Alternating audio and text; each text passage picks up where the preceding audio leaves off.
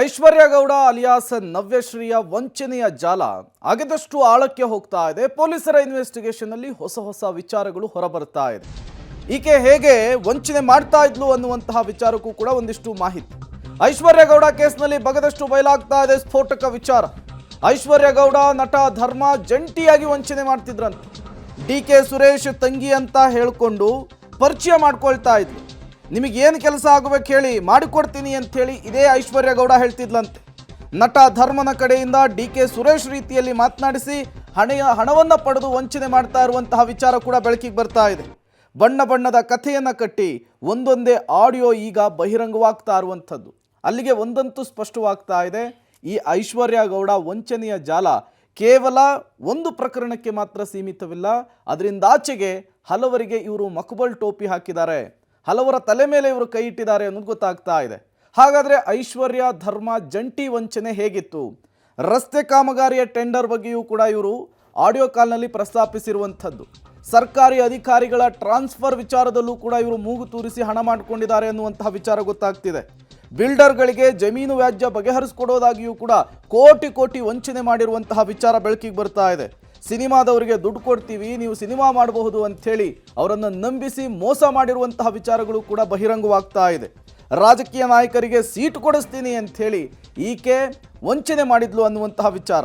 ಕೆಲಸ ಮಾಡಿಕೊಡ್ತೀನಿ ಅಂಥೇಳಿ ಇರೋ ಬರೋರಿಗೆಲ್ರಿಗೂ ಕೂಡ ವಂಚನೆ ಮಾಡಿ ಇರೋ ಬರೋರೆಲ್ರಿಗೂ ಕೂಡ ಮುಂಡಾಯಿಸಿರುವಂತಹ ವಿಚಾರ ಪೊಲೀಸರ ಇನ್ವೆಸ್ಟಿಗೇಷನ್ನಲ್ಲಿ ಗೊತ್ತಾಗ್ತಾ ಇದೆ. ಇದೇ ಐಶ್ವರ್ಯ ಗೌಡ ವಿರುದ್ಧ ಮತ್ತಷ್ಟು ಪ್ರಕರಣಗಳು ಕೂಡ ದಾಖಲಾಗುವಂತಹ ಸಾಧ್ಯತೆ.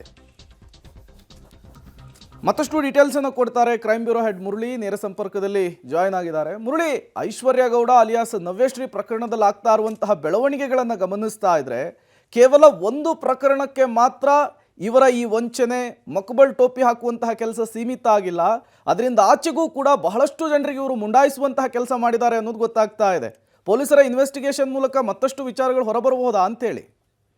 ಖಂಡಿತ ಪ್ರೇಮ್, ಯಾಕಂದ್ರೆ ಈ ಪ್ರಕರಣಕ್ಕೆ ಸಂಬಂಧಪಟ್ಟಂತೆ ಪೊಲೀಸರು ಈಗಾಗಲೇ ಆಕೆಯನ್ನ ಬಂಧನಕ್ಕೊಳಪಡಿಸಿದರೆ ಪ್ರಾಥಮಿಕ ಹೇಳಿಕೆಗಳನ್ನು ಕೂಡ ದಾಖಲನ ಮಾಡ್ಕೊಂಡಿರೋಂಥದ್ದು. ಆದ್ರೆ ಅವತ್ತು ನ್ಯಾಯಾಧೀಶರ ಮುಂದೆ ಹಾಜರುಪಡಿಸಿದಾಗ 10 ದಿನಗಳ ಕಾಲ ಪೊಲೀಸ್ ಕಸ್ಟಡಿಗೆ ಬೇಕಂತ ಹೇಳಿ ಪೊಲೀಸರು ಕೇಳ್ಕೊಂಡಿದ್ರು.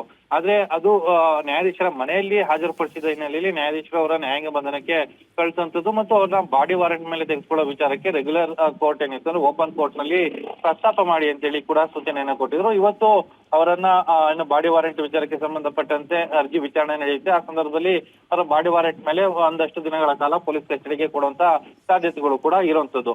ಆದ್ರೆ ಈ ನಡುವೆ ತನಿಖೆ ಮತ್ತು ಒಂದಷ್ಟು ಮಾಹಿತಿಗಳನ್ನ ಆಧರಿಸಿ ಪೊಲೀಸರಿಗೆ ಸಿಕ್ಕಿರುವಂತ ಮಾಹಿತಿಗಳು ಅಂತ ಅಂದ್ರೆ ಇವರು ಕೇವಲ ಇದೊಂದೇ ಅಲ್ಲ, ವರಾಹಿ ಜ್ಯುವೆಲರ್ಸ್ ಮಾತ್ರ ಅಲ್ಲ, ಇದನ್ನು ಹೊರತುಪಡಿಸಿ ಸಾಕಷ್ಟು ಪ್ರಕರಣಗಳಲ್ಲಿ ಈ ರೀತಿಯ ವಂಚನೆಗಳನ್ನ ಮಾಡಿರುವಂತದ್ದು. ಇನ್ನು ಅದು ಕೂಡ ಲಕ್ಷ ಅಲ್ಲ ಕೋಟಿ ಲೆಕ್ಕದಲ್ಲೇ ಈ ರೀತಿಯ ವಂಚನೆಗಳು ನಡೆದಿವೆ ಅನ್ನೋದು ಸ್ಪಷ್ಟವಾಗಿ ಗೊತ್ತಾಗ್ತಾ ಇರೋದು.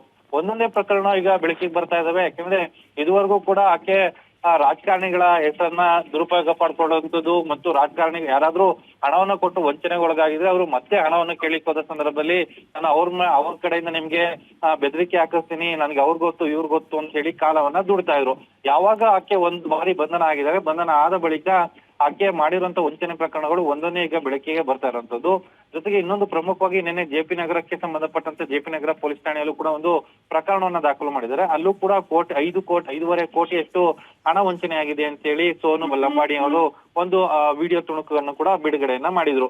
ಇದೆಲ್ಲ ಕೂಡ ಮುಂದಿನ ದಿನಮಾನಗಳಲ್ಲಿ ಇನ್ನೊಂದಷ್ಟು ಹೆಚ್ಚು ವಂಚನೆ ಪ್ರಕರಣಗಳು ಬೆಳಕಿಗೆ ಬರುವಂತ ಸಾಧ್ಯತೆಗಳು, ಜೊತೆಗೆ ಆಕೆ ಯಾವ್ಯಾವ ಮೋಡೋಸ್ ಅನ್ನ ಇಟ್ಕೊಂಡು ಈ ರೀತಿ ವಂಚನೆ ಮಾಡ್ತಾ ಇದ್ರು ಅನ್ನೋದು ಕೂಡ ಬೆಳಕಿಗೆ ಬರುವಂತ ಸಾಧ್ಯತೆಗಳು ಇರುವಂತದ್ದು. ಪ್ರೇಮ್, ಮುರಳಿ, ಹಾಗೆ ಸಂಪರ್ಕದಲ್ಲಿರಿ, ಮತ್ತೆ ನಿಮ್ ಜೊತೆ ನಾನು ಮಾತನಾಡ್ತೀನಿ. ಒಟ್ಟಾರೆ ಇವಾಗ ಬೇರೆ ಬೇರೆ ಆಯಾಮದಲ್ಲಿ ಒಟ್ಟಾರೆ ವಂಚನೆ ಮಾಡಬೇಕು, ದುಡ್ಡು ಹೊಡಿಬೇಕು ಅನ್ನೋ ಕಾರಣಕ್ಕೆ ಇವರು ಕೆಲಸ ಮಾಡೋದು ಗೊತ್ತಾಗುತ್ತೆ.